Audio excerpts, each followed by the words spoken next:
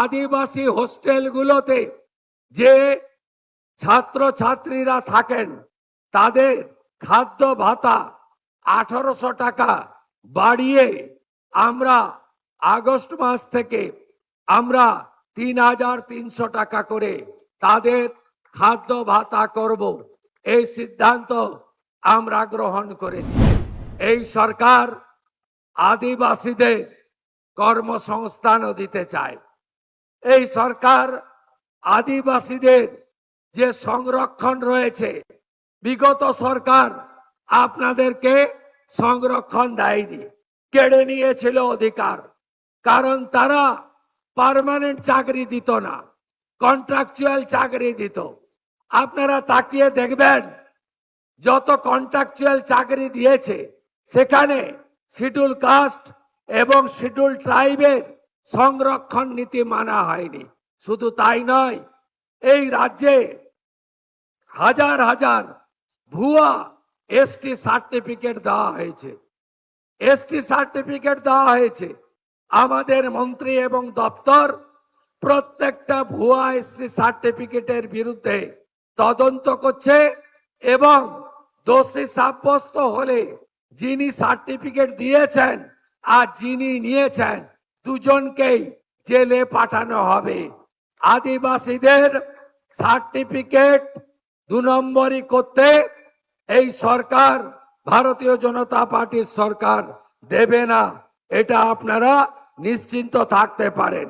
শুধু আদিবাসী কল্যাণ দপ্তর নয়, আমরা পশ্চিমাঞ্চল উন্নয়ন দপ্তর, যে দপ্তর আমার হাতে আছে, এই দপ্তরে গত 3 বছর প্রাক্তন মুখ্যমন্ত্রী টাকা দেননি, 1 টাকাও দেননি।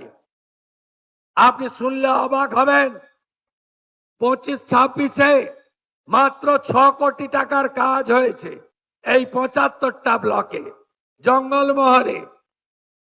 আমি আপনাদের বলি, আমরা এবারে 1200 কোটি টাকা বরাদ্দ করেছি বাজেটে। এই জঙ্গলমহলের 75টা ব্লকে ব্যাপক উন্নয়ন হবে। স্বাস্থ্য কেন্দ্র সাজাবো, জল পৌঁছে দেব, কমিউনিটি হল বানাবো এবং আমাদের বৃহত্তর পরিকল্পনা আছে। একদিকে জামশেদপুর ঝাড়খণ্ড শিল্পনগরী, আরেকদিকে দুর্গাপুর শিল্পনগরী। এই দুটোকে 200 কিলোমিটারের রাস্তায় যুক্ত করা যায়। এই সমগ্র এলাকা আমাদের পুরুলিয়া বাঁকুড়া, এই এলাকাকে আগামী দিনে আমরা আরো বেশি করে উন্নয়নের চরম শিখরে নিয়ে যাব। ঝাড়গ্রাম যেমন একটি আদিবাসী ইউনিভার্সিটি পেয়েছে, আমি জেলা শাসককে বলেছি, তিনি এখানে অনেকগুলো জায়গা দেখে রেখেছেন। ওই জায়গাতে আমাদের পশ্চিমাঞ্চল উন্নয়ন দপ্তরের টাকায় বিল্ডিং বানিয়ে দেব এবং এই এলাকায় একটি ভালো হসপিটাল নির্মাণ আমরা করে দেব, এই প্রতিশ্রুতি আপনাদের দিতে পারি। এবং পশ্চিমাঞ্চল উন্নয়ন দপ্তর, আদিবাসী কল্যাণ দপ্তর আর আমাদের পর্যটন দপ্তর সঙ্গে ত্রিস্তর পঞ্চায়েতের ফিনান্স কমিশনের টাকা, এই সব টাকা মিলিয়ে মুকুটমণিপুর একটি আদর্শ পর্যটন কেন্দ্র। এখানে আরো পরিকাঠামোর শ্রীবৃদ্ধি করা দরকার। আরো অরণ্যকে রক্ষা করে আমাদের আরো প্রকৃতি মা আমাদের যা দিয়েছে সেটাকে আরো সাজানো দরকার। এই কাজগুলো আমরা করব। আমি আপনাদেরকে প্রণাম জানাই হুল দিবসে।